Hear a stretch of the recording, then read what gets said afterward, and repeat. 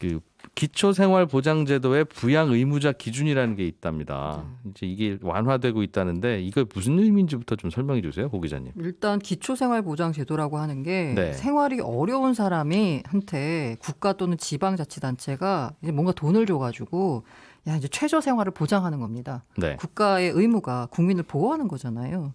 그래서 이제 주거급여, 생계급여, 의료급여, 교육급여 등으로 이제 나눠서 줍니다.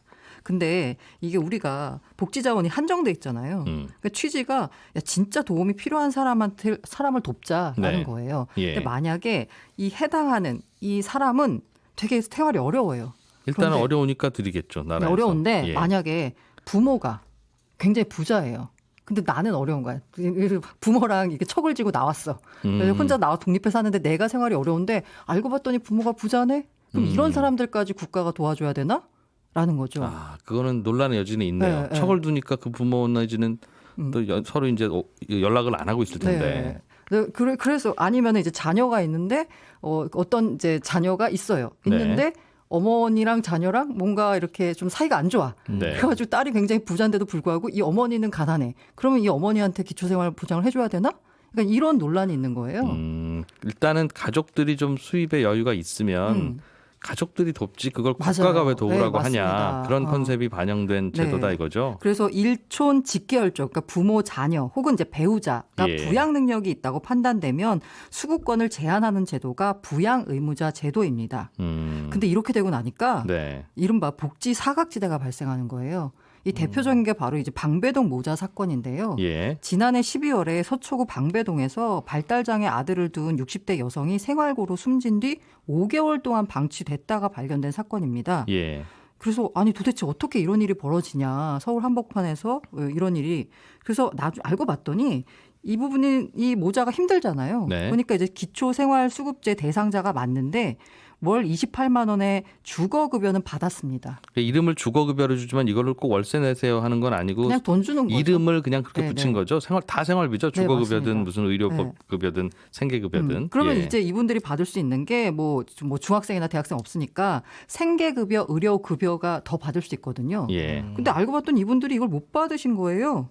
왜 못 받았지? 라고 봤더니 사실 93년에 헤어진 남편과 딸이 있었습니다. 네. 그러니까 그 60대 여성한테는 장성한 딸이 있었던 거고요. 어딘가에 그 연락은 안 되는지는 네. 모르겠으나 네. 가족이 있는 걸로 확인되니 이분들이 도와주세요라는 개념으로 나라에서는 28만 원만 주고 끝 이랬다는 네, 거죠. 맞습니다. 이게 사실 동사무소나 구청에 가가지고 야 우리는 가족 관계가 끊어졌어라고 네. 입증을 하면 돼요. 그런데 이 과정에서 그 엄마가 60대 여성이 헤어진 가족들에게 확인 절차가 가는 게 나는 싫다라고 해서 이 확인 절차를 안 받으신 거예요. 아, 끊어졌다고 하면 또 가서 확인하는군요. 네, 실제로 맞습니다. 저분 되게 어렵게 사시는데 가족인데도 연락 안 하신다면서요? 그런 네. 식으로 물어본다는 거죠. 네네. 그래서. 그러다 보니까 이런 일이 벌어져서 사실 2018년 10월부터 아까 제가 주거급여는 받았다는 말씀을 드렸잖아요. 왜 주거급여는 받았냐고 하면 2018년 10월에 주거급여에서 부양 의무자 기준이 삭제가 됐습니다.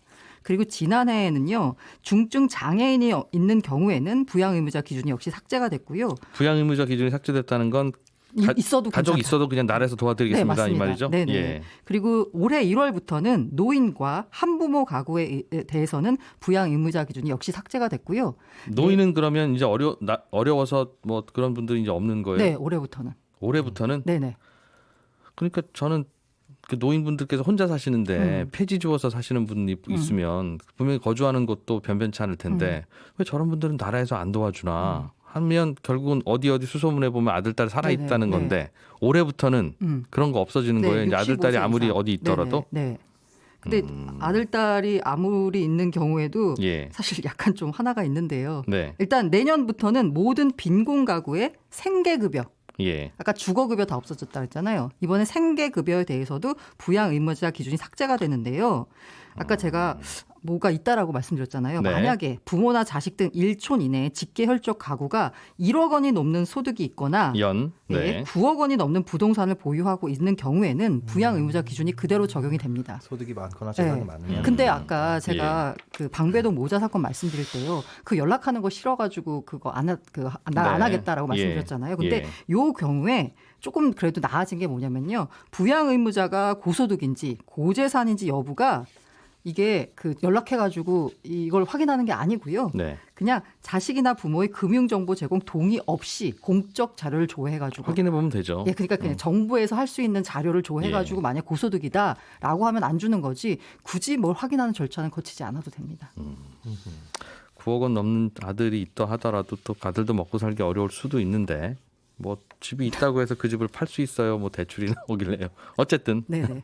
알겠습니다. 그러면 이제 복지사각지대는 다행히 없어진 거예요? 아니면 여전히 남아있는 부분이 있습니까? 대표적인 제도가 아까 주거급여, 생계급여, 의료급여가 있다라고 말씀드렸잖아요. 이제 예. 주거랑 생계는 해결이 돼요. 근데 이 의료급여가 아직 여전히 부양 의무자 기준이 남아 있습니다. 아, 그거는 네. 근데 그게 이름이 의료급여니까 이거는 병원 갔다 와야 받는 돈인가 보다 내지는 병원비 주는 돈인가 보다라고 이해하기 쉬운데 그게 아니라 그냥 월급 A, 월급 B, 월급 C인 거예요. 그죠? 네네. 그냥 한 100만 원 드릴 거를 30만 원씩 나눠서 드리는데 이 C는 안 줍니다. 그러면 한 60만 원만 받는 거 네. 그런 거죠. 네. 근데 그거는 아직도 다는 안 준다. 네. 이게 사실 문재인 대통령이 10일 날 취임 4년 특별연설에서 부양 의무자 기준 폐지에 속도를 내겠다라고 얘기를 했는데요. 예. 여전히 이게 사실 하나씩 기준을 없앨 때마다 예산이 늘어나는 거거든요. 그러다 보니까 아직까지는 남아 있습니다. 그래요.